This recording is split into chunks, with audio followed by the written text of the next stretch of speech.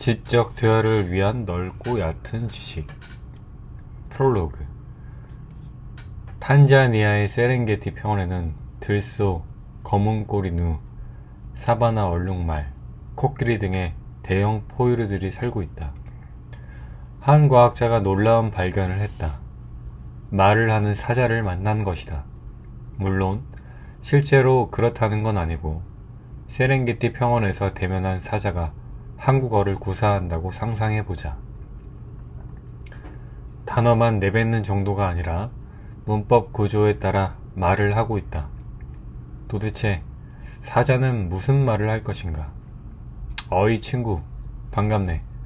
여기 세렝게티는 약육강식의 질서를 따르고 있네만 자신의 노력 여부에 따라 보상을 받는다는 측면에서는 개인의 자유가 보장되어 있는 합리적인 세계라고 할 수 있다네. 이런 말은 하지 않을 것이다.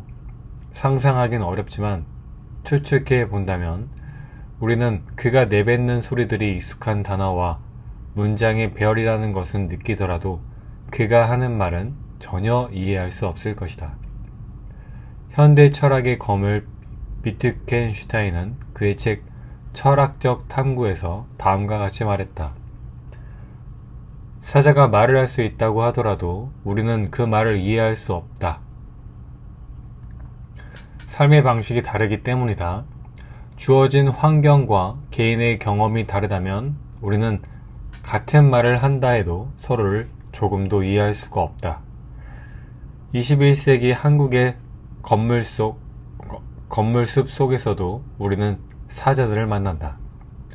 업무를 던져주는 사자도 있고 지하철에 앉아 핸드폰에 빠져있는 사자도 있으며 오랜만에 만나서 자기 자랑에 여념이 없는 사자도 있다. 수많은 사자에게 시달리다가 집으로 돌아와서 몸을 누일 때 우리는 피로하고 지친 또 다른 사자를 대면하기도 한다. 대화하고 소통하기 위해 필요한 건 언어가 아니다. 바로 공통 분모. 그리고 인류의 공통 분모는 내가 잘 모르고 있었을 뿐 이미 마련되어 있다. 지금의 당신과 나뿐만이 아니라 과거와 미래의 사람들까지 아울러서 모두가 함께 공유하는 공통 분모. 우리는 그것을 교양, 인문학이라고 부른다. 교양은 클래식을 들으며 우아하게 차를 마시는 그 무엇이 아니다. 교양과 인문학은 단적으로 말해서 넓고 얕은 지식을 의미한다. 개인이 가진 전문적인 지식은 먹고 사는데 필수지만 타인과 대화할 때는 그다지 쓸모가 없다. 교양과 인문학으로서 넓고 얕은 지식이 우리를 심오한 어른들의 대화 놀이에 참여할 수 있게 한다. 지적 대화를 위한 넓고 얕은 지식은 우리를 심오한 대화 놀이의 세계로 초대하는 티켓이다. 하지만 놀이라고 해서 무작정 시작할 수는 없다. 드라이브를 즐기기 위해서는 최소한 운전면허가 있어야 하고 기타를 치며 노래하기 위해서는 최소한 서너 개의 코드는 잡을 줄 알아야 하는 것처럼 대화놀이도 예외일 수는 없다. 성인들의 대화놀이에 참여하기 위해서는 기본적인 자격증이 필요하다. 그 자격증은 최소한의 지식이다. 세계에 대한 넓고 얕은 지식도 없이 재미있고 깊이 있는 대화를 하겠다는 건 욕심이다. 그렇다면 지적 대화를 위해서 필요한 최소한의 지식이란 무엇인가? 답부터 말하면 그것은 내가 발 딛고 사는 세계에 대한 이해다. 세계에 대해 이해하게 되면 그때서야 세계에 발 딛고 있던 나를 이해하게 된다. 그리고 깊어진 나에 대한 이해는 한층 더 깊게 세계를 이해하는 토대가 된다. 나에게 보이지 않고 숨겨져 있던 세계에 대한 이해. 이것이 지적 대화의 본질이다. 정리해보면 지적 대화를 위해서는 나와 세계를 알아야 한다. 그래서 우리는 먼저 세계부터 차근차근 여행하고자 한다. 시리즈 지적 대화를 위한 넓고 얕은 지식은 세계에 대한 지식을 당신이 쉽게 소화할 수 있도록 세계를 세 가지 영역으로 잘라서 제시한다. 우선 1권에서는 현실 세계를 다룬다. 이를 역사, 경제, 정치, 사회, 윤리의 5가지 영역으로 나누어서 알아볼 것이다. 다음 2권에서는 현실 너머의 세계를 다룬다. 인간 정신과 관련된 이 부분은 철학, 과학, 예술, 종교, 신비의 5가지 세부 영역으로 다룰 것이다. 1권과 2권의 세계와 관련된 지식이 충분히 익숙해진 이들을 위해 영권, 초월도 준비되어 있다. 우주, 인류, 베다, 도가, 불교, 철학, 기독교의 7가지 세부 영역을 다루게 될 것이다. 1권에서는 현실에 대한 이야기를, 2권에서는 현실 너머에 대한 이야기를, 영권에서는 초월에 대한 이야기를 다루지만 각각의 영역은 독립적이지 않다. 현실을 설명하기 위해서는 현실을 넘어선 곳에서 현실을 살펴야 하고, 또한 현실 너머의 이야기는 언제나 그 자양분을 현실에서 얻어야만 한다. 이렇게 현실의 영역과 현실 너머의 영역을 통틀어 세계라 부를 수 있을 것이다. 그리고 더 나아가 우리가 세계라 부르는 것의 의미를 깊게 이해하기 위해서는 세계의 경계 너머로 나아가는 초월의 과정을 거쳐야만 한다. 이 중 첫 번째 계단인 1권의 줄거리는 다음과 같다. 지금 읽으면 무슨 소리인지 알 수가 없을 테니 아랫부분은 건너뛰었다가 이 책을 모두 읽은 다음 다시 읽어도 괜찮겠다. 역사 파트에서는 역사를 원시, 고대, 중세, 근대, 현대의 5단계로 나눈 다음 원시부터 근대까지의 역사와 근대부터 현대까지의 역사로 구분해서 세계사의 줄거리를 파악한다. 이때 세계를 설명하는 핵심 개념은 생산수단과 공급 과잉이다. 역사가 왜 이러한 경제 개념으로 해석되는지에 대한 설명은 다음 파트에서 연결된다. 경제 파트의 목표는 5가지 경제체제를 구분하는 것이다. 구체적으로 초기 자본주의, 후기 자본주의, 신자유주의, 사회주의, 공산주의가 그것이다. 가장 기본적인 5가지 경제체제가 시장과 정부의 관계에 의해 단순하게 정리되는 것을 확인하게 될 것이다. 경제에 대한 대략적인 이해는 이제 정치를 이해할 수 있는 기초 토대가 된다. 정치 파트에서는 2가지를 알아본다. 하나는 보수와 진보의 구분이고 다른 하나는 민주주의와 엘리트주의의 구분이다. 보수와 진보는 경제 개념과 연계된 이론적 구분 및 한국 사회와 연결된 현실적 구분으로 진행한다. 민주주의와 엘리트주의에서는 각각의 정치 결정 방식의 특징과 이것이 구체적인 현실에서 갖는 의미를 확인한다. 사회 파트에서는 개인과 집단의 갈등에 대해서 알아본다. 특히 개인주의와 전체주의가 근현대 역사에서 어떻게 대립했는지를 확인하게 될 것이다. 이어서 앞서 논의한 1권 전체의 영역들이 어떻게 연관되는지를 설명할 것이다. 윤리 파트에서는 윤리의 이론적 측면과 실천적 측면에 대해 알아본다. 이론적 측면에서는 도덕 판단의 기준으로서 의무론과 목적론의 대립을 확인하고, 이어 실천적 측면에서는 이러한 이론적 개념이 사회 정의 문제에 어떻게 적용될 수 있는지를 빈부격차 문제와 연결해 생각해 볼 것이다. 여기까지가 이 책에 해당하는 내용이다. 쉬운 일을 위해 현실 세계를 역사, 경제, 정치, 사회, 윤리라는 조각으로 나누어 살펴보겠지만 1권이 끝날 때에는 이 조각들이 실제로는 구분하기 힘들 만큼 긴밀하게 연결되어 있음을 알게 될 것이다. 이 책을 통해 세계에 대한 대략적인 줄거리를 당신이 이해할 수 있게 되길 바란다. 세계에 대한 이해는 그 세계에 발 딛고 있는 나에 대한 새로운 이해를 제시한다. 그리고 나에 대한 이해는 타인과 대화할 수 있는 최소한의 지식이 된다. 최소한의 지식은 역사부터 종교에 이르는 넓은 지식인 동시에 각 분야의 주요한 것만은 다루는 얕은 지식이다. 다음과 같은 이들에게 이 책을 권한다. 지적인 대화에 목말라 있거나 사회가 돌아가는 모습이 복잡하다고 느끼거나 다양한 분야에 관심은 많으나 현실적 계약으로 독서할 여유가 없거나 대학에서 교양 수업을 듣기 전에 기초적인 지식을 얻고 싶거나 미술관에 가면 무엇인가를 이해한 듯 행동해야 한다는 강박증에 시달리거나 가난하면서도 보수 정당을 뽑고 있거나 정치는 썩었다고 습관적으로 말하면서도 뉴스는 사건 사고와 연예 스포츠 부분만 보거나 자신이 제대로 살고 있는지 불안하지만 어디서부터 생각을 시작해야 할지 모르는 이들. 마지막으로 세렝게티에 갈 가능성이 있는 사람들도 사자와의 대면에 대비해서 이 책을 읽어두도록 하자.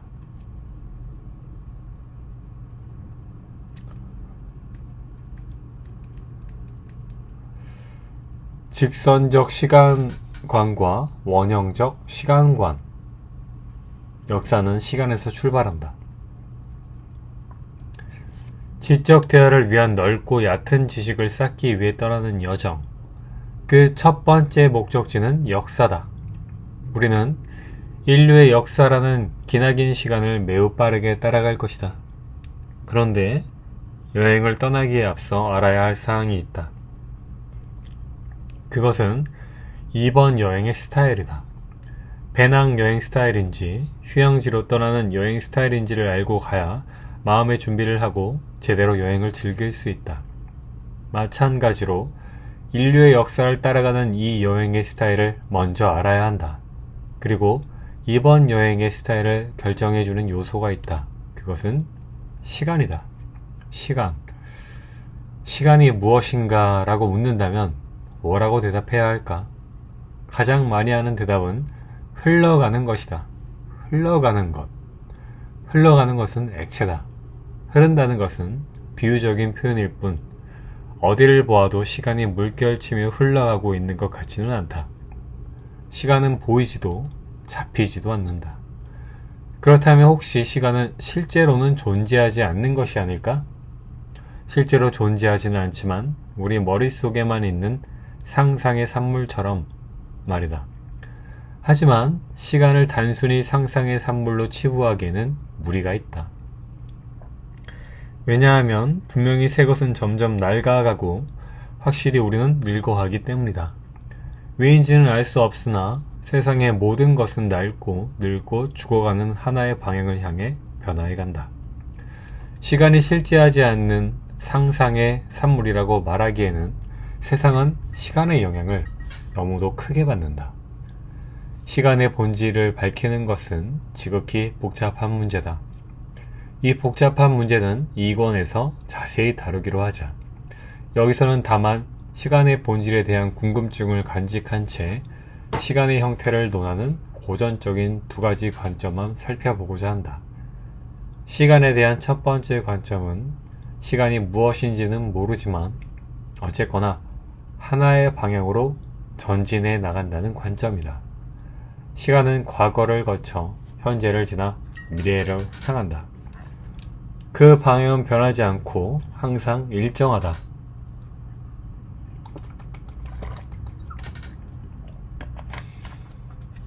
이런 생각은 매우 상식적이다.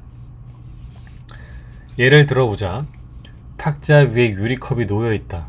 그런데 실수로 이 유리컵을 떨어뜨렸다. 유리컵은 딱딱한 바닥에 부딪혀 산산이 부서졌다. 유리컵이 탁자 위에 놓여있는 상태를 A라고 하고 산산이 부서진 상태를 B라고 한다면 왜인지는 알 수 없으나 컵의 상태는 항상 A에서 B로만 향하지 절대 B에서 A로 향하지는 않는다. 깨진 유리컵을 치우려고 빗자루를 들고 돌아왔을 때 유리컵 조각들이 다시 탁자 위에 올라가서 붙어있는 일은 없다. 이렇듯 시간은 앞으로만 나아가고 절대 뒤로 돌아오지 않는다. 이러한 성질을 시간의 불가역적 성질이라고 한다. 시간의 불가역적 성질은 시간에 대한 첫 번째 관점의 토대가 된다. 시간에 대한 첫 번째 관점, 즉 시간이 하나의 방향으로만 전진한다는 관점을 직선적 시간관이라고 한다. 직선적 시간관에 대비되는 시간에 대한 두 번째 관점은 시간이 순환한다는 관점이다.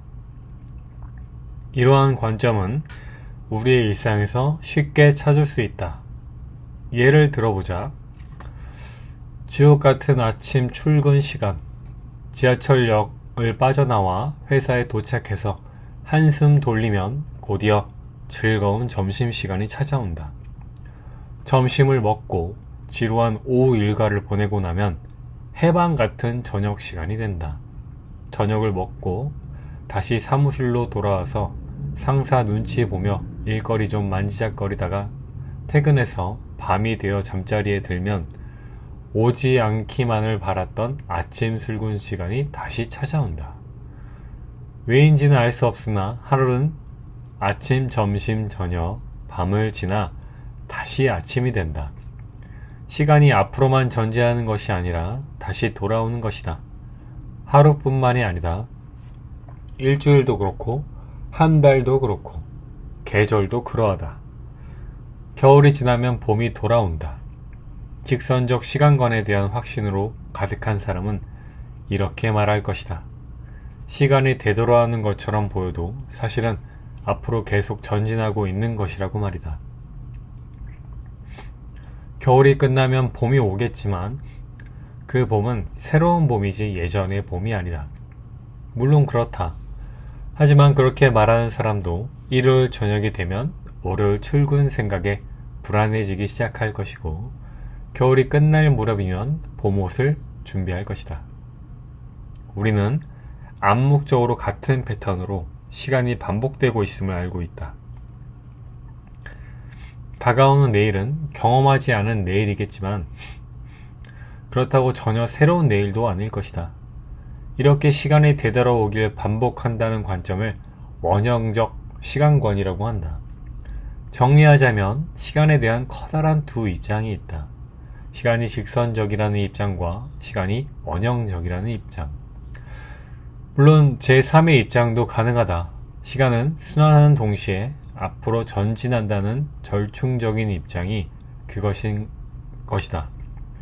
용수철 모양처럼 말이다. 시간에 대한 두 가지 입장은 실제로 서양과 동양의 시간관을 형성했다. 직선적 시간관은 서양의 문화와 종교의 밑바탕이 되었고 원형적 시간관은 동양의 문화와 종교의 밑바탕이 되었다. 구체적으로 서양의 그리스도교는 직선적 시간관을 토대로 한다. 그리스도교의 세계에서 인간은 탄생하고 성장하여 죽음에 이른 후 영원한 세계로 나아간다. 그곳이 지옥이든 천국이든 마찬가지다. 어떤 사후 세계에서나 시간은 과거로의 후퇴 없이 영원히 계속된다. 반면 동양의 윤회 사상은 원형적 시간관을 토대로 한다. 불교의 가르침에서 인간은 탄생하고 성장하여 죽음에 이른 후 중간 상태인 바르도를 지나 다시 탄생을 맞이한다. 겨울이 지나고 봄이 오듯 삶도 반복된다고 믿는다. 시간은 직선적 시간관인 서양에서 그리스도교와 원형적 시간관인 동양에서의 불교로 나뉜다. 이러한 시간관의 차이는 역사에 대한 관점의 차이로 이어진다. 우선 직선적 시간관은 역사는 끝없이 발전해 간다는 진보적 역사관을 낳는다. 진보적 역사관에서는 직선적 시간관처럼 과거로의 회귀를 인정하지 않는다.